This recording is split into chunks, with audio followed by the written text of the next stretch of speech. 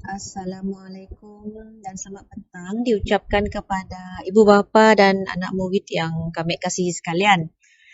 Jadi kami pasti bila anak-anak pulang ke rumah, setidaknya madah setidaknya ada kerja BI, lepas saya setidaknya cuba mau explain macam ni cara pola, mesti ada ramai mak bapak yang si faham, si dapat tangkap apa benda lah pada anak tu. Okey, jadi kami mula video tu untuk bantu parents apa yang kami dapat lah. Okey, baik. Untuk hari tu anak-anak kita orang belajar tentang penggunaan and dengan but. Kita tahu and tu bermaksud and bermaksud dan, lepasnya but bermaksud tetapi. Jadi murid-murid mesti tahu bila mana saatnya perlu menggunakan and, bila mana saatnya perlu gunakan but. Untuk untuk lebih faham, murid perlu tahu macam ni mau bezakan ayat positif dengan ayat negatif. Okey. Ayat positif, kita tengok situ Ayat positif bila berjumpa dengan ayat negatif, ia perlu dihubungkan dengan but. Manakala ayat positif, bila tambah ayat positif, kita gunakan ayat penghubung and. Jadi apa benda lah positif dengan negatif tu? Okay, kita tengok one by one. Kita tengok contoh lah. Okay, kita tengok contoh yang pertama. I have a pen. There is no ink in it. I have a pen. Saya ada pen. Saya ada pen ya, ayat positif je. Sebabnya si ada madah not. Macam tu Nya saya ada not, no, don't, doesn't, haven't, aren't. Nya saya ada kata nafi. Jadinya dikira sebagai ayat positif. Manakala there is no ink in it, tidak ada dakwat di dalamnya. Itu dah menunjukkan ayat tu ialah ayat negatif. Ini kita pangkah. Pangkah bukan bermaksud salah, just kita mau tunjukkan bahawa ayat pertama tadi positif dan ayat kedua pula negatif. Jadi seperti yang ditunjukkan situ, positif tambah negatif, kita kena hubungkan kedua-dua ayatnya dengan but. Jadi murid-murid dikehendaki untuk menulis semula ayat yang baharu dengan menggunakan penghubung but. Okey, kita bagi contoh.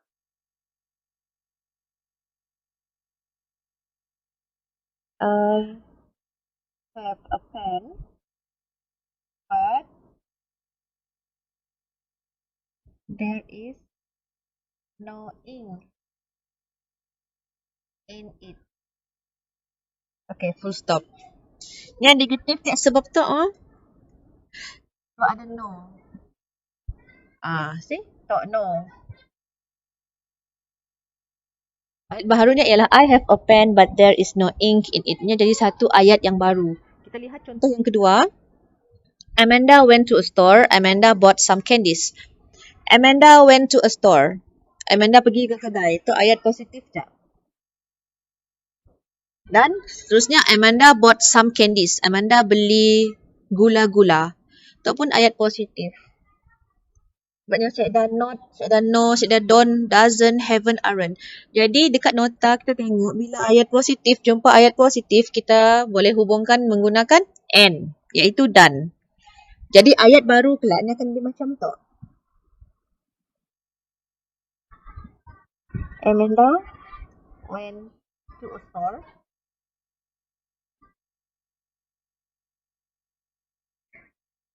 And bought some candies.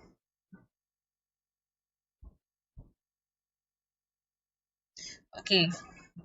Kita tengok situ, ada dua Amanda. First one and second one. Jadi bila ada dua, kita asyik payah tulis dua-dua lah. Kita just tulis sekali je.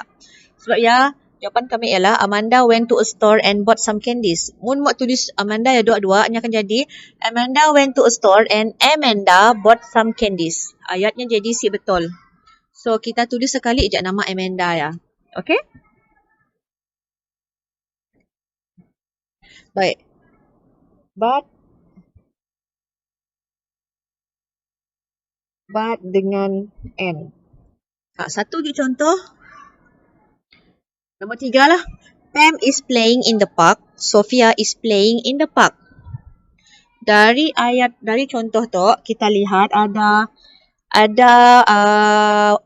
perkataan yang berulang. Yang start dari situ. Is playing in the park, is playing in the park. Sama aja. So, maksudnya kita akan tulis tak sekali sahaja kelak. Jadi, sebelumnya kita tengok dulu. Kita mau hubungkan guna but atau and. Pam is playing in the park. Pam bermain di taman. Itu adalah ayat positif. Sophia is playing in the park. Itu pun ayat positif. Okay. Ayat positif, jumpa ayat positif, kita boleh hubungkan dengan and.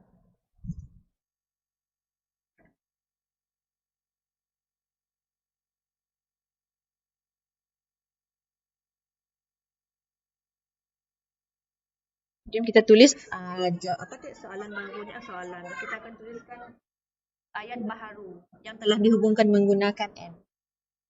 Yang kita gabungkan ialah nama Pam dan Sophia. Pam and Sophia. Okay. Playing in the park.